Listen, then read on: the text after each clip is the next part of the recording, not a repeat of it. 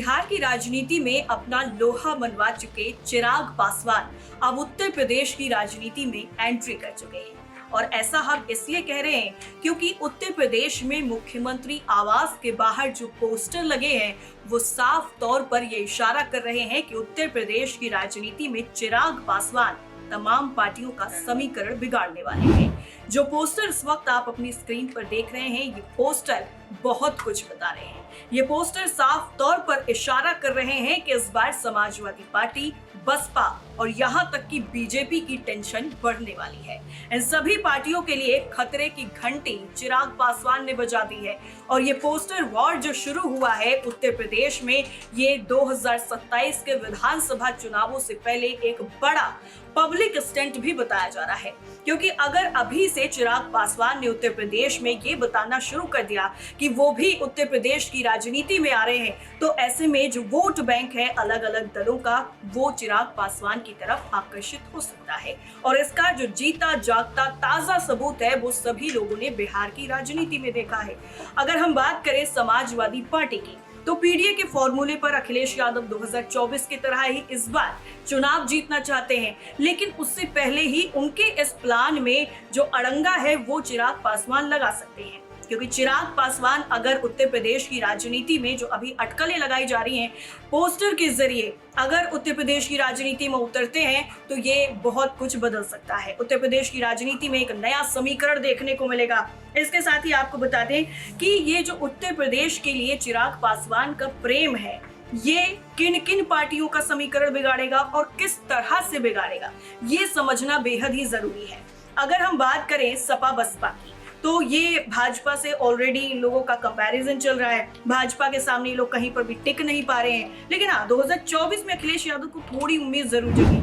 लेकिन अब जब समाजवादी पार्टी इस तरह से लगातार अपना जो एजेंडा है वो बदलती हुई नजर आ रही है और बसपा में मायावती का वोट बैंक लगातार खिसक रहा है, उनका वोटिंग परसेंटेज जो है वो लगातार गिर रहा है, तो ऐसे में चिराग पासवान जो बचा हुआ वोट बैंक है उसको भी अपनी तरफ खींच सकते हैं। बीजेपी को किस तरह से झटका लग सकता है वो भी हम आपको बताएंगे, लेकिन जो पोस्टर पर लिखा हुआ है वो समझने की जरूरत है। पोस्टर पर लिखा है, क्यों मांगे नेता उधार जब अपना नेता है तैयार।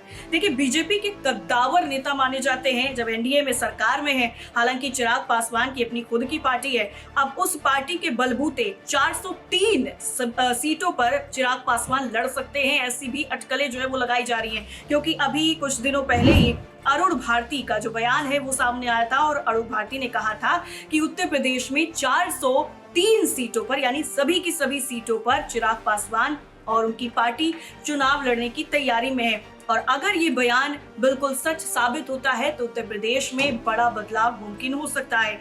अब जो ये आपने देखा, अभी मैंने आपको ये दिखाया स्क्रीन पर, जो नारा लिखा हुआ है कि क्यों मांगे नेता उधार जब अपना नेता है तैयार, यानी चिराग पासवान के लिए ये संदेश साफ तौर पर लोगों के बीच में अभी से डाला जा रहा है कि हम दूसरे का नेता पे क्यों विश्वास करें जब हमारा खुद का नेता तैयार है, हमारे पास खुद का बड़ा चेहरा है। और चिराग पासवान जो है पिछले कई सालों में जो पॉपुलैरिटी है उनकी बढ़ी है, वो अपने आप में बहुत कुछ बताती है।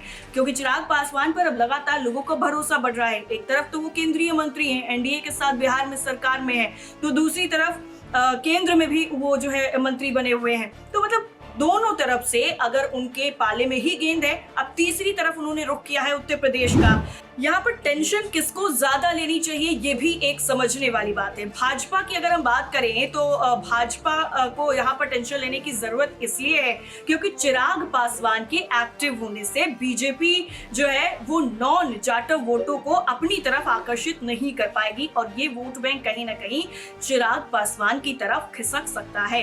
इसके साथ ही चिराग पासवान जिस तरह से उत्तर प्रदेश में अपनी ताकत दिखाने की पूरी तैयारी कर चुके हैं, पोस्टरों से ये बिल्कुल साफ नजर आ रहा है। और दूसरी तरफ अगर हम अखिलेश यादव की बात करें तो अभी इस वक्त जो करंट के सिचुएशन है उत्तर प्रदेश में, अखिलेश यादव के प्रति सहानुभूति के लिए जो वोट बैंक है वो कहीं ना कहीं थोड़ा ज्यादा हो सकता है। तो अभी तमाम तरीके की जो अटकलें हैं वो सीधे तौर पर उत्तर प्रदेश को लेकर के लगाई जा रही हैं, लेकिन जो गठबंधन के सहयोगी हैं उन पे भी जो खलबली है वो मची हुई है। अगर लोजपा की बात करें तो ये रणनीति उत्तर प्रदेश में एनडीए की बाकी सहयोगियों, चाहे सुभासपा हो, ओम प्रकाश राजभर हो या उनके तमाम नेता हो, उनके लिए भी टेंशन बढ़ा सकती है। और अगर हम ओम प्रकाश राजभर की बात करें तो वो भी उत्तर प्रदेश में सरकार में शामिल हैं गठबंधन के साथ। निषाद पार्टी के अध्यक्ष की बात करें, डॉक्टर संजय निषाद, उनके लिए भी बड़ी चुनौती जो है वो चिराग पासवान लेकर के आएंगे।